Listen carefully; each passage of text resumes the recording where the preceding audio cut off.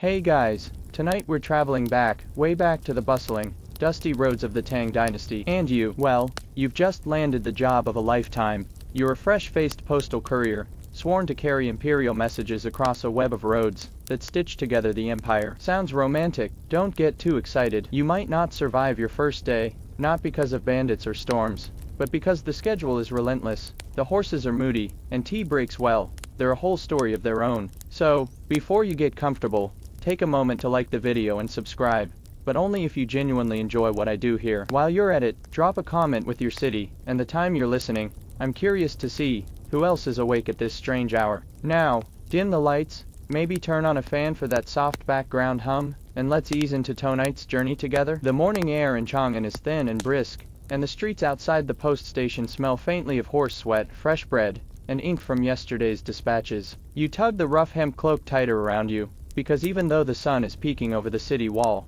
the road ahead is long, and the wind bites harder beyond the gate. A groom hands you a compact bay horse, its mane brushed but still smelling of the stable, and a small satchel sealed with the red wax of the Ministry of Posts. You're told it contains letters, official orders, and maybe a love note or two slipped in by some minor official. No one tells you exactly what's inside. The job isn't to read, only to deliver. The first stretch of road hums with early activity, merchants pushing carts of millet, a monk balancing baskets of medicinal herbs, and a farmer trudging toward the market with a sleepy goose tucked under one arm. You pass the West Market gate, and for a moment you catch the scent of fried dough twisting in oil. Tempting, but the schedule is the schedule. Your first checkpoint is 10 li away, and the head postman says you're already behind, though you've barely started. Your saddle creaks with each trot, and the road is rutted with tracks from last night's rain. You think about how this whole postal system is like a human relay race across mountains, deserts, and rivers. Historical records say the Tang postal network stretched thousands of li,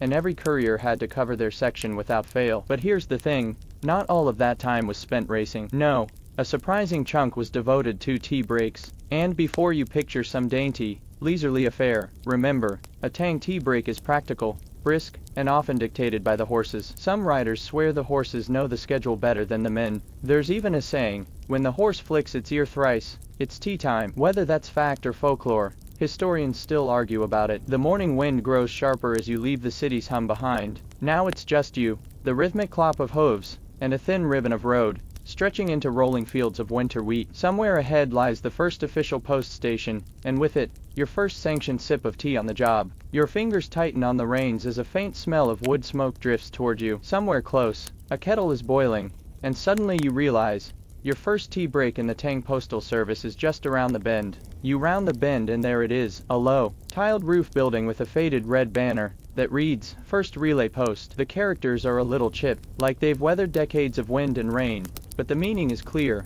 This is your first checkpoint, and the smell of tea is no longer a faint whisper, it's a warm, earthy invitation. The post yard is alive in a slow, deliberate way. A few couriers are already here, their horses tied to a long wooden rail. One of them is leaning against a post, sipping from a wide ceramic bowl, the steam curling up into his face like a friendly ghost. Another is crouched over a small brazier, poking the embers with a stick while his kettle rumbles. You notice how no one seems rushed, even though every one of you is technically on the clock. A stocky man with sleeves rolled up waves you over. First day, he asks, already pouring from a big, sturdy clay teapot. The liquid that streams out is pale gold, with little bits of leaf swirling inside. You take the bowl he offers. It's heavy, unpolished, the kind of cup that feels more like a tool than a piece of tableware. The rim is slightly chipped, but that only adds to the feeling that this thing has been here longer than you. The first sip hits you with a soft bitterness, the kind that makes you pause, then lean in for more. It's not the grassy green tea you might imagine. No, Tang tea is boiled, not steeped. The leaves are cooked with a pinch of salt, maybe some ginger if the station master's in the mood. It's tea as fuel, not ceremony, and in a way,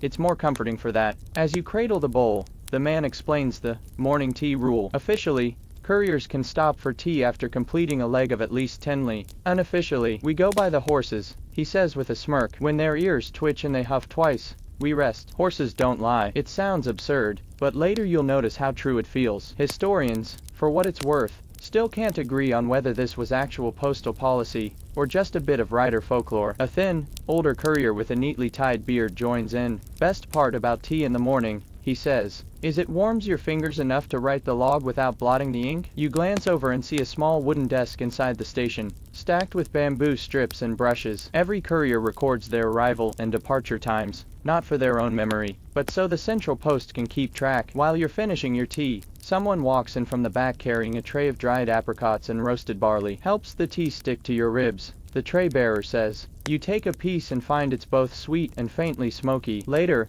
you'll learn that along the postal roads, dried fruit from the western regions sometimes made its way into tea breaks, a side effect of Tang China's vast trade network. It's like the Silk Road hiding inside your breakfast. By the time you set the bowl down, the first traces of tiredness from the morning's ride have lifted. Outside, your horse flicks its tail impatiently, as if to say, enough, human, time to move. You give the bowl a last look, memorize the way the chipped rim felt against your lip, and step back into the crisp air. You've still got a long way to go, and plenty more tea stops ahead, but this first one has set the tone. The road feels less like a straight line, and more like a series of warm, fragrant pauses, stitched together by the sound of hooves and the steady roll of the earth under you. The road out of the first post station winds gently between fields that look like green quilts, stitched together by narrow dirt paths. Your horse has settled into a steady rhythm, each hoofbeat a soft drum on the packed earth. You let the reins rest loosely in your hands, the morning tea still lingering faintly on your breath. It's only a short stretch before the next notable stop,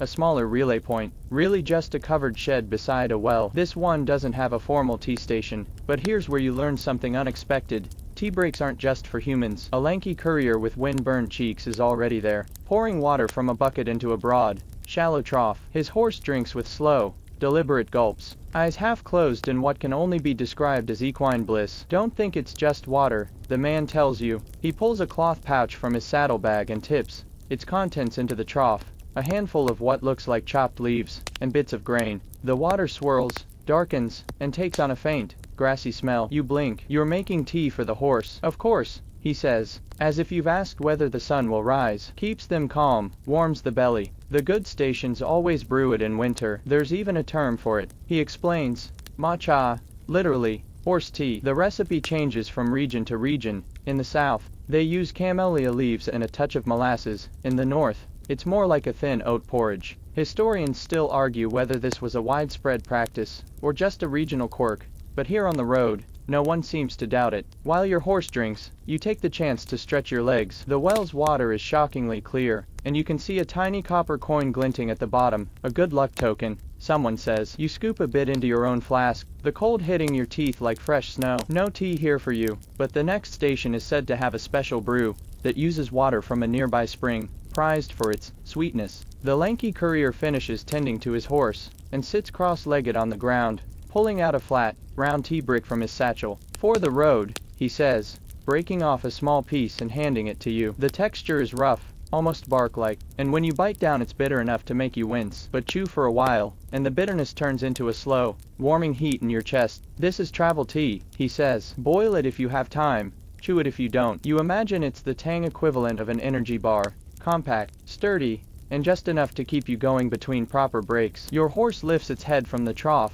dripping and snorting, clearly revived. The lanky courier mounts up with a lazy salute. See you at the spring station, he calls. You swing back into the saddle, tucking the tea brick into your pouch. The road ahead is a ribbon of light, between two low ridges, and somewhere beyond those hills is a cup of spring water tea waiting for you, and maybe another small piece of history hidden in its steam. The hills rise slowly, their slopes scattered with wildflowers that bow in the breeze. The climb isn't steep, but the path narrows, and the air grows fresher with every step your horse takes. You can almost taste the difference, like the road itself is leading you towards something purer. That's when you catch it, the faint, mineral scent of spring water. The next post station is perched beside a rock face, where water spills from a crack, clear as glass and cold enough to sting your fingers. The station master, a weary man in a dark blue robe, stands beside a squat iron kettle. Steam snakes upward, and you can already hear the soft hiss of boiling spring tea, he says as you approach, not bothering with a greeting. Best on this road,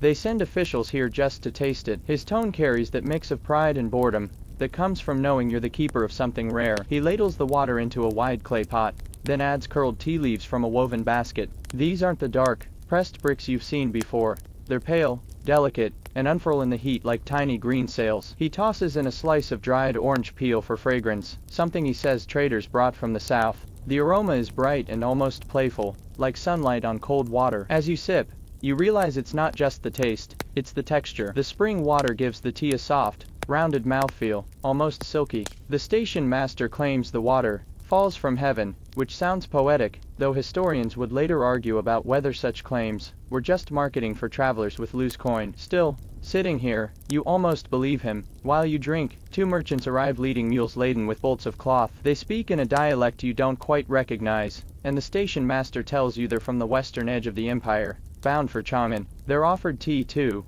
and one of them produces a small pouch of raisins, dropping a few into his cup. The sweetness bleeds into the brew, changing its character entirely. You try it and find it strangely addictive, like dessert pretending to be medicine. The pause here is longer than usual. Horses are watered at the trough, saddles adjusted, and more travelers wander in, each greeted with the same matter-of-fact spring tea announcement. You notice that the station master keeps a separate pot off to the side, darker in color. He explains it's for locals and regulars, a stronger brew made from reused leaves, less delicate but more warming in the bones. By the time you set your empty cup down, the station is bustling in its quiet way. The clink of ladles, the shuffle of hooves, the low murmur of travel plans. You saddle up again with a feeling you didn't expect, like each tea break is less about the drink itself, and more about belonging to an invisible thread of people, animals, and places stitched together by the rhythm of the road. The path ahead dips back into open land, but the taste of spring water stays with you, a lingering sweetness you carry past the last glint of the station's tiled roof. Somewhere in the distance, another post, another cup,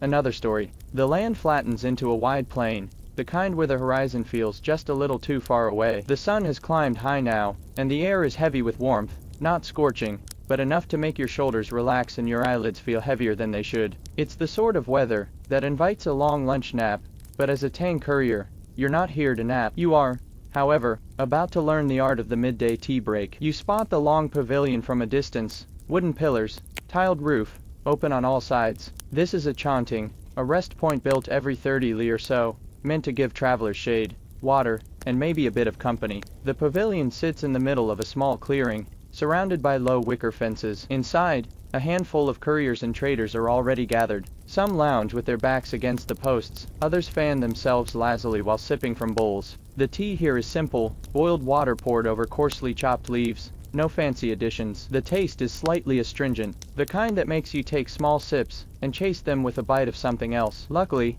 someone has set out a dish of salted plums, their sharpness cutting through the heat. A courier beside you says salted fruit is a summer trick to keep the body from tiring too quickly. Historians still debate whether Tang medical texts genuinely promoted this, or whether it was just the collective wisdom of the road. There's a rhythm to this place. Someone ladles water, someone fans the fire, someone tells a story just loud enough for everyone to half listen. Today, it's about a camel caravan that got spooked by a sudden thunderstorm and refused to move for an entire afternoon. The storyteller swears it's true, though you can't decide if he's pulling your leg. The pavilion's breeze is lazy, carrying the faint clop of hooves from the road and the creak of wagon wheels. You lean your bowl against your knee and let your head tip back, eyes half closed. This is the kind of moment where time stretches. You could almost forget there's still a schedule to keep, until the man in charge clears his throat. "Half stick of incense," he says, pointing to a burning stick wedged into the pavilion's central post. "That's your timer." When the ash falls to the marked knot in the wood, everyone mounts up again. You drain the last of your tea, noting how it's gone lukewarm but somehow more pleasant that way. The salted plum pit rolls in your mouth before you spit it neatly into the dust. Around you, others are doing the same. There's no rush, but there's no lingering either. It's as if the road itself insists on balance, enough rest to keep you going, but never enough to make you forget you're still moving. As you step out into the sun, the pavilion's shade feels like a small gift you've been politely asked to return. You adjust the strap of your satchel, give your horse a light pat, and follow the road as it hums softly under the weight of the afternoon. Somewhere ahead, the air will cool, and the tea will change again. The sun tilts westward, and the light takes on that honeyed hue that makes even the dust look gentle. Your horse's pace has steadied again, the earlier heat replaced by a slow breeze. Just when you think it might be another long stretch before the next stop, a wooden gate painted with faint traces of vermilion comes into view. Above it hangs a sign, "Official Tea Station." You pass through the gate and into a courtyard that feels different. The tiles are cleaner, the walls straighter, the horses in the stable brushed until their coats shine. A tall man in an immaculate robe steps forward, clearly in no hurry but radiating the kind of authority that says he knows exactly how many minutes you're allowed to rest. A junior attendant brings you a cup before you even dismount. The vessel isn't the rough, chip bowl from the first station, it's porcelain, pale blue with a cloud motif. You take a sip and pause. The tea is darker, stronger, and there's a faint medicinal bitterness under the warmth. Imperial allotment, the attendant says proudly. Leaves from the south, tribute to the court, distributed to official stations. It's smooth, yes, but not exactly friendly. There's a formality in the flavor, like it's been brewed to impress rather than to comfort. You can see why. This is the tea served to visiting officials, envoys, and anyone the empire wants to quietly remind of its reach. The leaves are rare, the preparation exact, but somehow it lacks the heart of the roadside brews you've had so far. A courier leaning against the wall catches your expression. Better than the stuff they give us in the barracks, he mutters, but not half as good as what you get from a farmer's kettle. He tells you that while official tea is prized for its rarity, most riders secretly prefer the simpler, fresher leaves they pick up along the way. Historians still argue about whether this preference was about taste or just the rebellious streak of men who spent their lives on the road. An older scribe joins the conversation, explaining that each official tea station receives a monthly quota of leaves, and it's considered bad form, borderline illegal, to share them outside the system. But, he adds with a wink, a pouch sometimes falls off the record. You suspect falls might be a generous word for what really happens. The courtyard is quiet except for the occasional clink of porcelain and the distant shuffle of a stable hand. Unlike the casual chatter of the long pavilion, here voices are kept low, as though the tea's pedigree demands a certain hush. You finish your cup, acknowledging that while it might not be your favorite, it does have a kind of staying power. The taste lingers, steady and unchanging, long after the last drop. As you mount up, the gatekeeper nods, more a formality than farewell. The road outside feels rougher after the manicured calm of the courtyard, but in a way, it's a relief. Out here, the tea will go back to being less about rank and more about the small, shared moments between riders. The road curves toward a low ridge, the air carrying the faint scent of pine. By now you've learned the rhythm. Ride, watch the horizon, wait for the next wisp of wood smoke that promises tea. But this stop isn't marked by a gate or pavilion. It's just a cluster of flat stones under a bent willow, and two couriers crouched beside a fire so small it's almost shy. They wave you over without looking up from their work. One is slicing ginger with the care of a calligrapher, the other stirring a squat iron pot. Sit, the ginger slicer says. We're in no hurry, unless you've got an imperial dragon breathing down your neck. You grin and slide off your horse, tying the reins loosely to the willow trunk. The tea here is less about leaves and more about what happens around them. A small leather pouch holds a mix of gossip and grainy sugar cubes. The ginger goes into the pot along with a pinch of salt. The smell rises warm and peppery, making your nose twitch. You're handed a bowl before you can even speak, and the first sip chases the road dust right out of your throat. As you drink, the talk flows, not about politics or military news, but about who's been seen at which station, and what they were carrying. 2 days ago, one courier says, I passed a man with a saddlebag so heavy the seams were splitting. Said it was ink for the capital. Ink, my foot, probably a box of lacquer hairpins for some court lady. The other chuckles,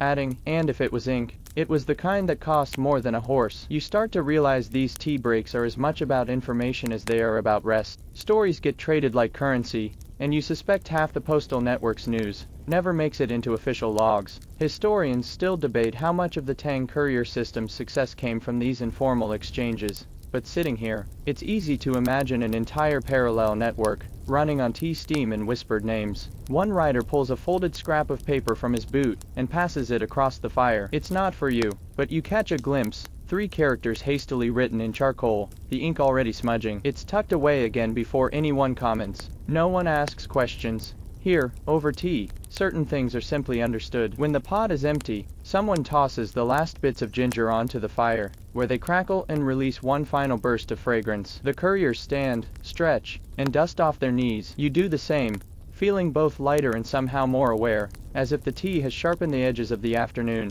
Your horse flicks its ears, impatient. You take one last look at the bent willow and the blackened stones, already knowing that if you pass this way again, you'll find them much the same. Quiet, unmarked, yet humming with stories. And with that, the road calls you onward. The path ahead tightens into a winding trail, curling between mossy boulders and tall pines, that hum softly in the wind. You can hear water long before you see it. Somewhere up ahead, a stream is tumbling down from the mountain, its voice weaving in and out of the trees. Your horse perks up, hooves clattering on stone as the smell of fresh water sharpens in the cool air. You reach a narrow clearing, where the stream widens into a shallow pool, clear enough to see pebbles the size of coins glinting beneath the surface. A courier in a patched brown cloak kneels beside it, scooping water into a bamboo kettle. He glances up, nods in greeting, and points to a flat rock nearby. "Rest there," he says. "Water's good today." You dismount, leading your horse to drink, and watch as he drops a handful of tightly rolled tea leaves into the kettle. No brazier here. The man has set the kettle directly into the heart of a small fire built from pine twigs. The resin in the wood snaps and pops, sending tiny sparks upward. Pine smoke makes the water sweeter,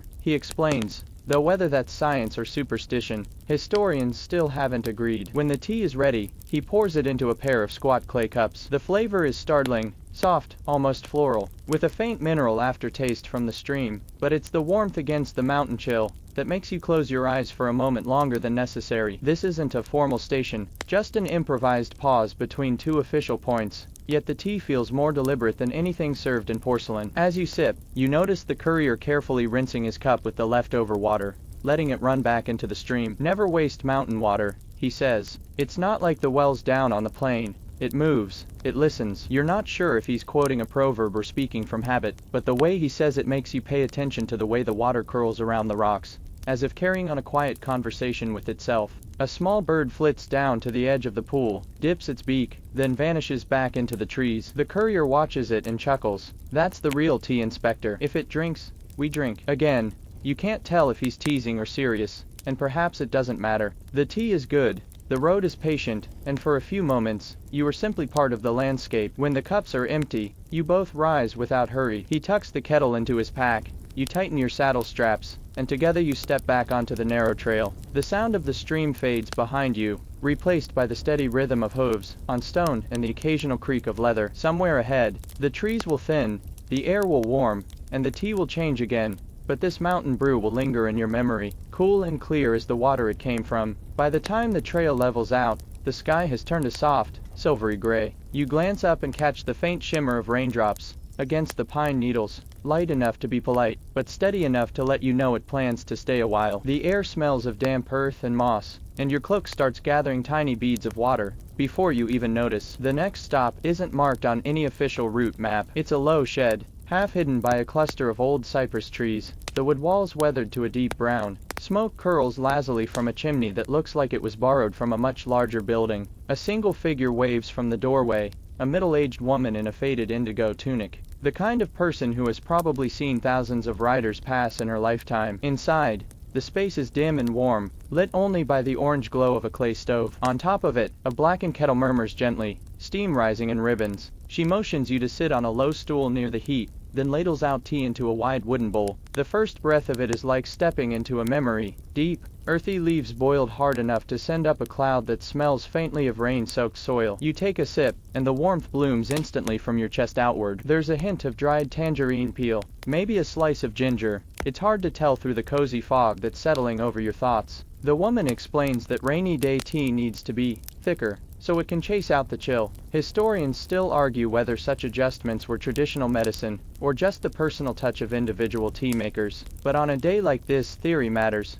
less than the heat in your hands. Two other couriers are here, boots steaming faintly by the stove. One is repairing a leather strap, the other is dozing with his chin tucked into his scarf. The woman moves quietly between you, refilling bowls before they're empty, clucking softly at the wet patches on your sleeves. "You'll catch cold if you rush," she says, and you almost believe she has the power to delay the imperial mail just so you can stay longer. Outside, the rain deepens, pattering on the roof in an uneven rhythm. You find yourself slowing your sips, timing them with the heavier drops. The room smells of damp wool, pine smoke, and citrus peel, all wrapped together in the steady heat of the stove. When the rain lightens to a mist, you reluctantly stand, wrapping your fingers around the last warmth in the bowl before setting it down. The woman nods once, no farewell needed, as if tea on a rainy day is its own complete conversation. Stepping back into the damp air, you pull your hood up and mount your horse. The road ahead glistens, every puddle catching a little piece of the pale sky. And though the rain is cool, you carry a small, stubborn ember of warmth with you, tucked somewhere between your ribs and your memory. The rain thins into a soft mist by the time you reach the base of a broad, sloping hill. Here, the road opens into a spacious courtyard flanked by whitewashed walls. A carved wooden plaque hangs above the entrance, its characters neatly painted, the office of the Yicheng, the local postmaster. You guide your horse through the gate, the sound of hooves echoing faintly on the stone paving. The place is well kept, with neat stacks of firewood, orderly stables, and a row of low benches under a covered walkway. The Yicheng himself appears from a side room, a tall, narrow man whose beard looks as if it's been combed with more care than most people give to their horses. He greets you with a nod, not warm, not cold, just precise, and gestures toward a long table, where a pot of tea is already steaming. You quickly learn there's a ritual here. First, you remove your cloak and fold it neatly on the bench. Then, you present your satchel for inspection. An assistant checks the wax seals on the letters before anything else happens. Only when the Yicheng is satisfied does he motion for the tea to be poured. The tea arrives in small, lidded cups, the porcelain so thin you can see the faint outline of the leaves swirling inside. You lift the lid just enough to inhale, delicate, grassy, with a whisper of something floral. The Yicheng explains that it's by Hua Chuan, a rare green tea sent from the Chang'an region, a token of friendship from a magistrate who understands the road is long. It's beautiful tea, but the drinking is deliberate, no slurping, no leaning back in your seat. You are expected to take measured sips, lid tilted to catch stray leaves, and nod appreciatively after each. The taste is light yet lingering, like the ghost of spring hiding in the middle of autumn. Historians still debate whether such tea etiquette was common in postal stations, or reserved for higher-ranking guests, but here, in this courtyard, the formality is unmistakable. Between sips, the Yicheng asks about the road behind you, not just the weather, but which traders you passed, which villages looked busy, and whether any unfamiliar faces were at the last pavilion. His tone is casual, but you can tell this is part of the job, gathering threads of information from every rider who stops here. You share what you remember, omitting nothing except the gossip you promised to keep under wraps. When the tea is finished, there's one final step. You return the cup to its saucer, lid aligned perfectly with the handle. Only then does the Yicheng offer a brief smile and tell you the next station is 3 short hills and a half-day's ride away. You mount up, the porcelain's smooth coolness still ghosting your fingertips. The air outside feels looser after the measured calm of the courtyard, and your horse tosses its head as if eager to shake off the etiquette. The road narrows again, curving toward the hills, and you find yourself wondering whether the next tea will come with more rules, or none at all. The hills rise and fall like slow waves, and by the time you descend into the next valley, twilight has begun to smudge the edges of the world. The road unwinds toward a cluster of low, timber buildings with warm yellow light spilling from their doorways. You catch the faint smell of smoke and something sweet, maybe dates, before you even reach the yard. This is the night stop, the post station inn, where couriers sleep under a roof and horses get a full rest. You lead your horse into the stable, handing the reins to a yawning groom who's already carrying a bundle of hay. The main hall is dim but welcoming, the air thick with a blend of wood smoke, wool, and the faint perfume of tea, leaves drying somewhere out of sight. A brazier glows in the corner, flames cradling a black iron kettle that murmurs like it's been awake longer than anyone here. An older courier waves you over to the circle of low stools around it. First night on the road, he guesses, sliding a wooden bowl toward you. The tea is dark, strong, and edged with a sweetness that makes you pause. He laughs. Juyub keeps the blood warm when the nights bite. You sip, and the warmth runs straight to your fingertips. The taste is richer than anything you've had today, almost like a light broth. Someone says the tea is brewed for hours here, never fully emptied from the pot, just topped up again and again, so every cup carries a bit of yesterday's road. Historians might call that unsanitary, but on a night like this, it feels like being wrapped in the same blanket as generations of riders before you. The conversation drifts between the fire's crackle and the low hum of the wind outside. A few couriers trade small repairs, mending a strap, sharpening a stirrup hook, while others just sit, hands curled around bowls, eyes half-lidded. Every so often, someone tops off the kettle from a bucket, and the scent deepens, coaxing out something almost fruity from the juyubs. When your bowl is empty, you don't put it down right away. You hold it in both hands, letting the last bit of heat seep into your palms, watching how the shadows shift on the walls. The night outside feels far away, softened by the steady glow of the brazier, and the muted shuffle of boots on the floorboards. Eventually, someone claps you on the shoulder. Sleep while you can, they say. The morning bell comes too soon. You follow them to a narrow sleeping room lined with simple pallets. Your cloak doubles as your blanket, and the faint tea scent clings to it like a quiet goodnight. As you close your eyes, the warmth of the night's brew still hums in your chest, mingling with the creak of the building, and the sigh of the wind. Out there, the road waits. In here, for now, you're home. Morning comes with a crisp bite in the air, and when you step outside, the light is softer, filtered through a pale autumn sky. The road is quiet at first, just the muffled sound of hooves, from another courier already on their way. Your own horse stamps impatiently, as if it knows something special is ahead. The next few hours are easy riding, fields giving way to small hamlets, where the smell of wood smoke mixes with hints of flowers. By midday, you reach a small station decorated with bunches of yellow chrysanthemums tied to the beams. A paper sign, hand-brushed in bold strokes, reads, Chang'an Festival Tea. Inside, the station is more lively than any you've seen in days. A long table is crowded with cups, plates of dried persimmons, and little dishes of candied chestnuts. A pot on the hearth sends up a fragrance that's both grassy and sweet, with a faint floral edge. An older woman in a bright red headscarf ladles the tea into your bowl, explaining it's brewed with chrysanthemum petals and a few wolfberries to clear the eyes and steady the hands. The taste is light, almost honey-like, and after a few sips you notice a gentle clarity settling over you, as though someone has quietly adjusted the focus of the world. A courier beside you says it's tradition to drink this during the Double Ninth Festival, to ward off the creeping chill and keep the spirit bright for the winter ahead. Historians still argue whether the festival customs truly originated in the Han or earlier, but here, no one cares. The tea is reason enough. You linger, partly for the company. Someone strums a pipa in the corner, filling the air with a tune that meanders like the road itself. A few locals drift in, bringing plates of steamed buns, or slices of radish cake to share. The atmosphere is easy, the kind of warmth that doesn't just come from the hearth, but from the unspoken agreement that today, everyone has a little more time than usual. When you finally stand to leave, the woman refills your cup, and tells you to drink it down before you mount up. It's bad luck to carry festival tea away. You obey, the last mouthful warmer and sweeter than the first, and thank her with a small bow. Outside, the road stretches forward under a canopy of yellowing leaves. Your horse flicks an ear,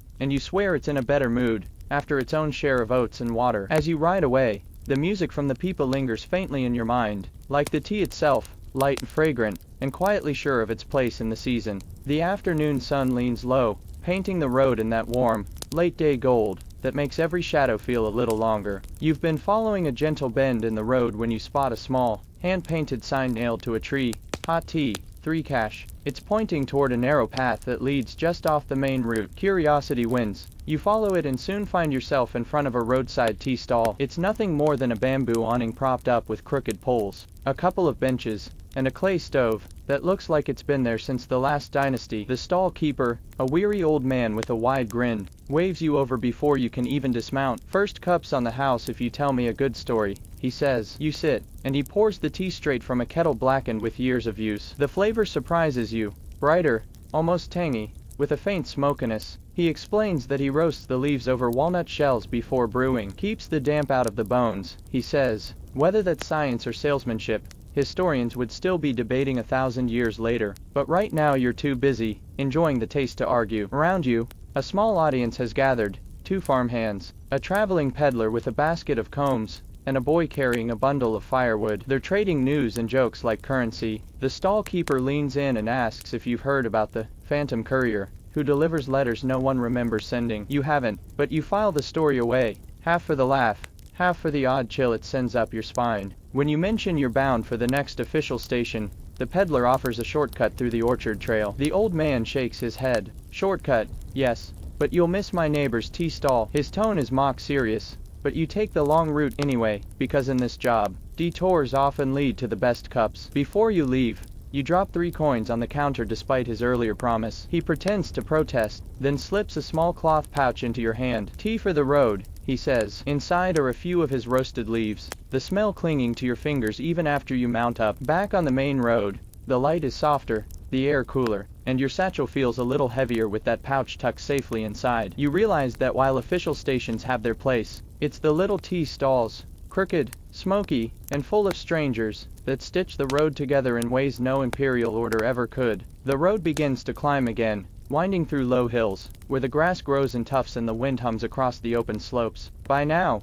you've been riding long enough that the shadows have started to stretch thin, the kind of light that makes you think about how much distance is left, and whether that last tea break was 1 cup too many. You spot the next post station just before the ridge. It's small, with only a single stable and a narrow wooden veranda. A young station hand hurries out as you approach, clearly surprised to see a courier this late in the day. You've still got a way to go, he says, glancing at the sky. But first tea. Inside, the space is barely big enough for a table and a stove, but the smell is rich and inviting. The tea here is a dark brew, almost black with a faint maltiness. You sip and instantly know this isn't the kind meant to be savored slowly. It's brisk, purposeful, the kind that wakes up your legs before another push. The boy explains they brew it strong on purpose, to keep late riders from falling asleep in the saddle. Historians might argue whether Tang postal riders ever truly napped mid-route, but hearing him say it, you can picture a few who probably tried. Halfway through your cup, you notice a ledger open on the table. Names, times, destinations, every rider logged in tidy brush strokes. The boy sees you looking and grins. If you're late, the Yicheng will see it before you arrive. Best to be honest about why. You glance at the clock water timer in the corner, a simple ceramic jar dripping steadily into a bowl, and realize just how closely every stop is measured. Finishing the tea, you stretch your legs on the veranda while your horse is given a quick rub down. The boy offers you a handful of roasted soybeans, on the house, and, with a sly smile, says, "Don't drink too much more tea before the next hill, you'll regret it." You thank him, though you're not entirely sure if it's for the advice or the snack. Back in the saddle, you ride into the cooling air, the strong taste of the tea still clinging to your tongue. The road ahead dips into shadow, and you realize you'll be arriving at your final stop well after sunset. The pace quickens, not rushed, but steady, because you know that somewhere just ahead is the last kettle of the day, and with it, the final pause before the journey home. The sky is ink dark by the time you crest the last hill, the road ahead glowing faintly under a dusting of starlight. Down in the hollow,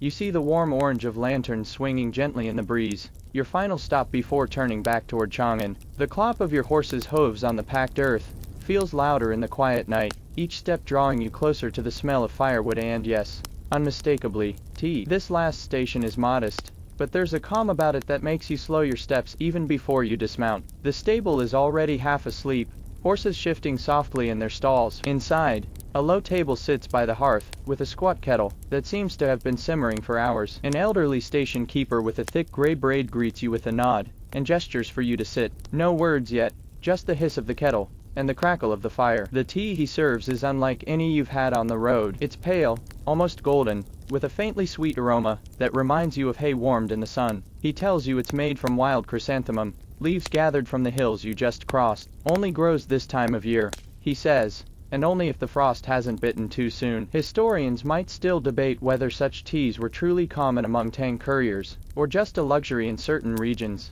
but in this moment, it feels like a quiet reward for making it this far. You take small sips, each one settling deeper into your bones. The keeper sits opposite you, slowly turning a clay cup in his hands. After a while, he asks how the road was. You tell him about the spring water tea, the roasted walnut shell brew, the rainy day juyup kettle. He listens without interrupting, eyes half closed, as if storing each story for another night, another rider. When your cup is empty, he refills it without asking. Outside, the wind has softened, carrying with it the faint rustle of bamboo somewhere beyond the lantern light. You realize there's no rush now.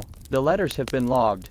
The road behind you is quiet, and the next leg is simply the return. You finish the tea, letting the last warmth linger on your tongue. The keeper gives a small, knowing smile, as if to say the road will taste different on the way back, but the tea will always be waiting. You believe him,